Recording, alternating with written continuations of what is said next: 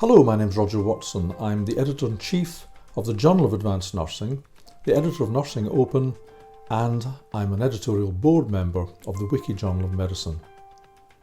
I want to talk to you in this session about writing the discussion section for a manuscript. I do many writing for publication workshops around the world, and a very common problem that people have, and a very common question I get, is about writing the discussion section. Specifically, people ask me, how do I start writing a discussion section? Or how do I write one? What do I put into the discussion? What goes in there? These kind of questions are very common. Now, I'm assuming that people have read many discussion sections and articles that are published, but for some reason the principles of writing a discussion section don't seem to rub off on them. Having said that, I would urge people who are writing articles to read discussion sections in the journal that they're hoping to publish in, to see what others have done, to see what's acceptable, and to try to learn from that.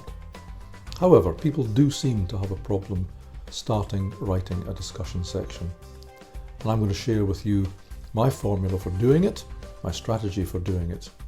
And my strategy for writing a discussion section is always to do it in specific sections and to do it in a particular way.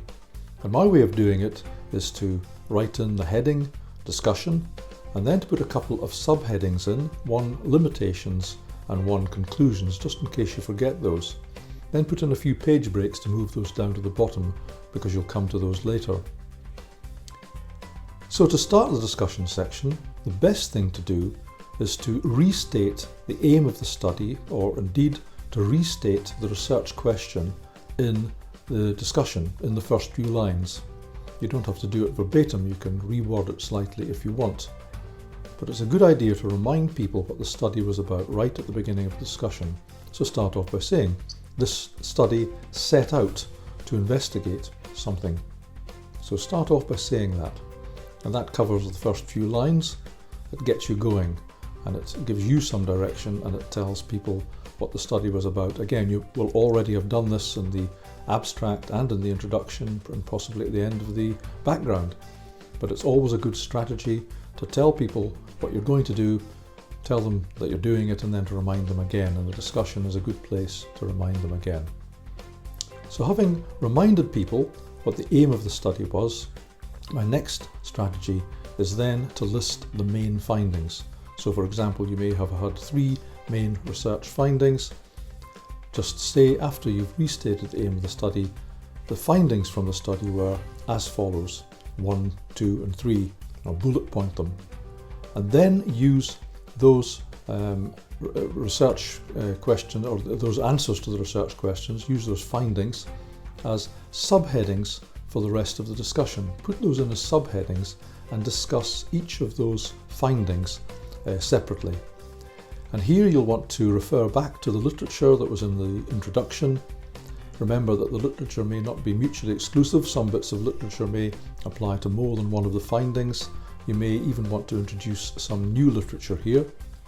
But at least having this structure gives you a way of getting going and knowing what you're doing with your discussion. And really, that's all you have to do.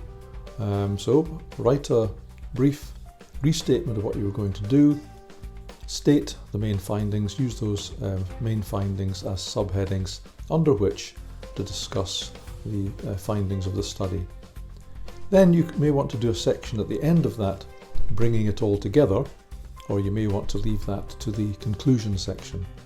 But you should remember also to put in some limitations of the study. Every study has limitations, and it's much better to do this under a specific subheading, limitations.